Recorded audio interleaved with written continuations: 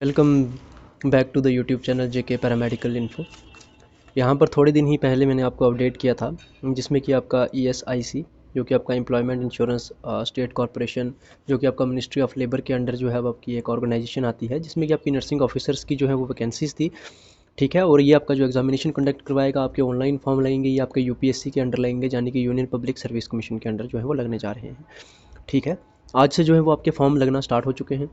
इसके बाद इससे पहले जो है वो शॉर्ट नोटिस आया था, बट UPSC का ये है कि जिस दिन आपके ऑनलाइन एप्लीकेशन फॉर्म स्टार्ट होते हैं उस दिन ही आपका फुल नोटिस आता है। तो आज आपका फुल नोटिफिकेशन विद डिटेल आ चुका है।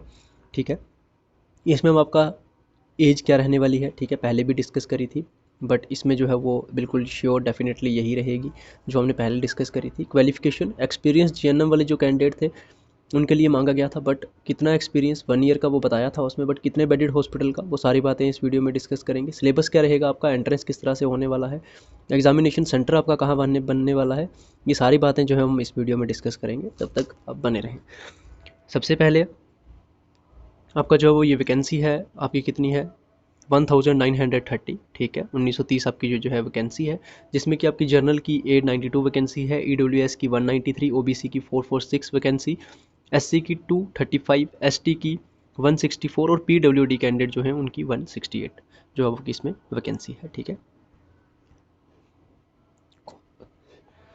इसके बाद में हम यहाँ पर इसको स्क्रॉल डाउन करते हैं। आपका सबसे पहले यहाँ पर जो है वो लेवल 7 की आपकी जो है ये पोस्ट है। ठीक है, आपकी नर्सिंग ऑफिसर की एज लिमिट यहाँ पर दिया गया है, यहाँ पर 30 ईयर जर्नल और EWS कैंडिडेट अगर आप 18 से 30 ईयर के बीच में बिलोंग करते हैं, फॉल करते हैं आपकी एज, तो आप अप्लाई कर सकते हैं। OBC के लिए 33 ईयर, ST SC कैंडिडेट जो है उनके लिए 35 year, 40 year for PWD candidates. ठीक है, lower age limit all categories of 18 year. ठीक है, जिस तरह से मैंने बताया 18 से 30, 18 से 33 OBC के लिए, 18 से 35 SC ST के लिए, 18 से 40 PWD कैंडिडेट के लिए। ये रहेगी क्वालिफिकेशन, कौन से कैंडिडेट इसमें अप्लाई कर सकते हैं। जिन कैंडिडेट्स के पास में BSc nursing from recognised university of institute और regular course in BSc nursing from the recognised university और इंस्टीट्यूट, पोस्ट बेसिक BSc कर रखा है आपने, BSc नर्सिंग कर रखा है किसी भी रिकॉग्नाइज आपका यूनिवर्सिटी, अगर आप किसी भी स्टेट या फिर आप इंडियन नर्सिंग काउंसिल के अंडर रजिस्टर हैं BSc नर्सिंग करके या फिर पोस्ट BSc नर्सिंग करके, तो आप लोग इसमें अप्लाई कर सकते हैं। इसके बाद में फर्दर सेकंड क्राइटेरिया यहाँ पर क्या है, सेकंड क्राइटेरिया, ठीक है, register as a midwife nurse, as a midwife with the state nursing council. ठीक है, देन सेकंड क्राइटेरिया और यहाँ पर दिया है diploma in general nursing midwifery, यानी कि GNM जिन कैंडिडेट्स के पास में है उनके पास में और क्या होना चाहिए साथ में। ठीक है, एक तो अब वो रजिस्टर होने चाहिए, चाहे आप इंडियन नर्सिंग काउंसिल के अंडर रजिस्टर हैं, चाहे किसी भी स्टेट नर्सिंग काउंसिल के अंडर रजिस्टर हैं, आप तब भी अप्लाई कर सकते हैं। लेकिन इसके साथ में आपको जो है 1 ईयर एक्सपीरियंस चाहिए। ठीक है, किसका, क्लिनिकल किसी भी हॉस्पिटल का। आप बोलोगे किसी भी आयुर्वेदा हॉस्पिटल या किसी भी और हॉस्पिटल का नहीं चलेगा, क्लिनिकल जो है वो आपका मिनिमम जो है आपके पास में 1 ईयर 50 बेडेड हॉस्पिटल का जो है वो आपके पास में एक्सपीरियंस रहेगा 1 ईयर का, तो आप तभी इसमें अप्लाई कर सकते हो। अदरवाइज़ आप बाद में रिजेक्ट कर दिए जाओगे, आप हम अप्लाई कर दोगे, ठीक है, बट जो है वो आपको बाद में at the time of verification आपका फॉर्म जो है वो रिजेक्ट हो जाएगा। अगर आप सिलेक्शन ले भी लेते हो तब भी आपको रिजेक्ट कर दिया जाएगा। 50 बेडेड मिनिमम आपके पास में होना चाहिए। 50 बेडेड से ऊपर कोई हॉस्पिटल रिकॉग्नाइज है, NABH के अंडर है, नेशनल एक्रेडिटेशन ऑफ हॉस्पिटल, किसी को नहीं पता आप सर्च कर लीजिएगा, उसके अंडर है, आपके पास एक्सपीरियंस है, तभी आप लोग इसमें अप्लाई कीजिएगा। ठीक है, अदरवाइज वेस्टेज ऑफ टाइम है आपका। देन इसमें आपकी ड्यूटीज़ क्या रहेंगी, patient care, give expert besides care patient, perform special technique duties in the area like operation theatre, incentive के ICU में clinical specialities, nursery, ICU, CCU, labour room etcetera.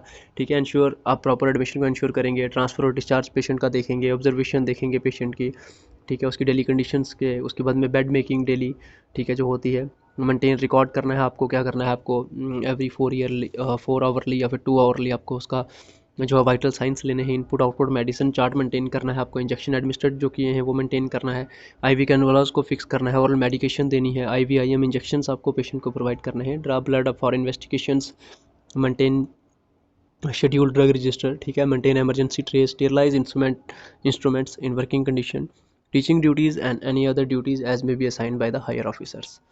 जो कि एक प्राइवेट हॉस्पिटल में या फिर गवर्नमेंट हॉस्पिटल में आपको ड्यूटीज़ होती हैं वही आपको यहाँ पर परफॉर्म करनी है। पेशेंट के जितने भी नॉर्मल वर्क होते हैं आपको पेशेंट का डाटा मेंटेन करना, इनपुट आउटपुट मेंटेन करना, पेशेंट को टाइम पर मेडिकेशन प्रोवाइड करना, ठीक है, पेशेंट को प्रॉपर जो आप लोगों ने पढ़ा है, जिन लोगों के पास एक्सपीरियंस है, वो लोग अच्छे से जानते हैं, ठीक है। अदर डिटेल्स में ये पोस्ट आपकी जो है वो परमानेंट रहेगी आपकी, ठीक है। उसके बाद में आपका ग्रुप बी की नॉन मिनिस्ट्रियल ये आपकी पोस्ट रहने वाली है, ठीक है। प्रोविजन जो है वो आपका 2 ईयर का रहेगा, उसके बाद में आप परमानेंट एम्प्लॉय कहलाए जाएंगे। 2 ईयर के लिए आपका प्रोविजन पीरियड रहता है, ठीक है।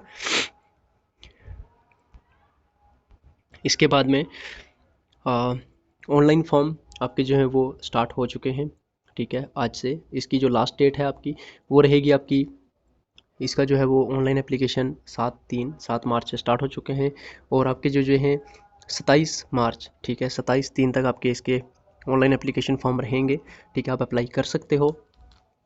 इसके बाद में अगर कुछ गलत हो जाता है आपका, उसमें डिटेल्स कुछ गलत हो जाती हैं, तो 28 मार्च से 3 अप्रैल तक आपके पास में एक एडिट ऑप्शन का 7 डेज़ का ऑप्शन है, आप उसमें एडिट कर सकते हो।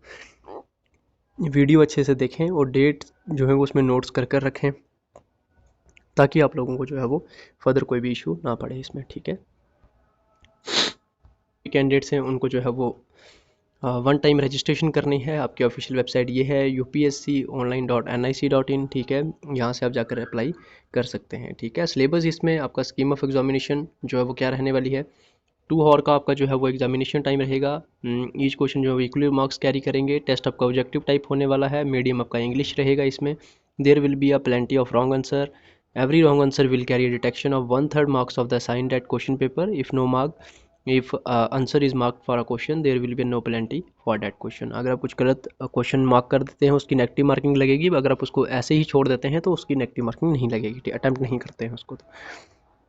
सिलेबस का आप यहाँ पर स्क्रीनशॉट ले सकते हैं, पीडीएफ टेलीग्राम चैनल पर भी प्रोवाइड कर दूंगा। टॉपिक इसमें कौन से रहेंगे, आपका nursing foundation, medical surgical nursing including pathology and pharmacology, nursing education including technology, paediatric nursing, mental health nursing, nursing management, nursing research and statics, obstetric and gynaecological nursing, community health nursing, anatomy physiology, sociology, then nutrition and diets, microbiology, chemistry, ठीक है। ये जो topics हैं basic, ये सभी topic जो हैं वो हमने अपनी कंप्लीट नर्सिंग नोट्स करके एक पीडीएफ है, उसकी वीडियो का लिंक मैं डिस्क्रिप्शन में दे देता हूँ। अगर किसी कैंडिडेट को परचेज़ करनी होगी, यही सेम टॉपिक जो है वो हमारे उस पीडीएफ में कवर हैं। वो पीडीएफ अप्रॉक्स 330+ पेजेस की आपकी जो है वो पीडीएफ है। एक बार आप वीडियो के डिस्क्रिप्शन में क्लिक कीजिए, उस वीडियो को अच्छे से देख लीजिए। उसमें मैंने डिटेल में समझाया है कि इस वीडियो में क्या क्या कवर है आपका।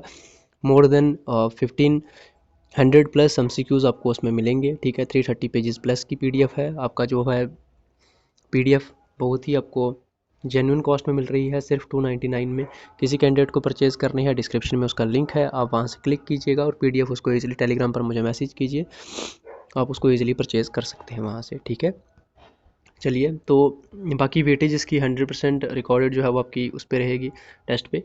और हमारा मेन फोकस जो है वो है जम्मू कश्मीर पर, ठीक है, क्योंकि हम सब लोग जम्मू कश्मीर से बिलोंग करते हैं। कैंडिडेट हमारे साथ जितना है जेके पैरामेडिकल को, वो जम्मू कश्मीर से है, तो हमें सेंटर भी यहाँ पर जम्मू कश्मीर में ही चाहिए। यहाँ पर इसमें आपका एग्जामिनेशन सेंटर जो रहेगा आपका, वो रहेगा आपका श्रीनगर में। एक श्रीनगर यहाँ पर दिया है, बट वो उत्तराखंड में है, बट ऊपर जो है 67 सीरियल नंबर श्रीनगर, ये श्रीनगर है आपका हमारा अपना श्रीनगर। जो कैंडिडेट डिवीज़न कश्मीर श्रीनगर से बिलोंग करते हैं उनका सेंटर कश्मीर में होगा। जब आप फॉर्म फिलअप करेंगे उसमें आप प्रेफरेंस देना एग्जामिनेशन सेंटर की। देन सेकंड सेंटर हमारा जो है वो रहने वाला है हमारे जम्मू डिवीज़न वाले कैंडिडेट्स के लिए जम्मू में, ठीक है। तो आपको घबराने की कोई ज़रूरत नहीं है कि आपको आउट ऑफ स्टेट जाकर एग्जामिनेशन देना है। आप बेझिझक होकर फॉर्म अप्लाई कीजिए, क्योंकि आपका श्रीनगर में भी सेंटर है और जम्मू में भी आपका एग्जामिनेशन सेंटर मिलेगा, ठीक है। तो ये थी पूरी डिटेल्स। इसके अलावा अगर कुछ और डिटेल्स हैं, इंपॉर्टेंट इंस्ट्रक्शंस वगैरह, ये सब बातें जो हैं वो आप सब लोग यहाँ पर इसमें खुद देख सकते हैं, खुद नोटिफिकेशन पढ़ सकते हैं बैठकर, ठीक है। पीडीएफ चाहिए, टेलीग्राम चैनल पे मैसेज कीजिए, टेलीग्राम चैनल ज्वाइन कर लीजिए। जेके पैरामेडिकल इन्फो सर्च करोगे टेलीग्राम चैनल मिलेगा। अगर आप हमें फेसबुक से देख रहे हैं, यूट्यूब से देख रहे हैं, तब भी टेलीग्राम चैनल पर आ जाइए, वहाँ से आप इस पीडीएफ को डाउनलोड कर सकते हैं।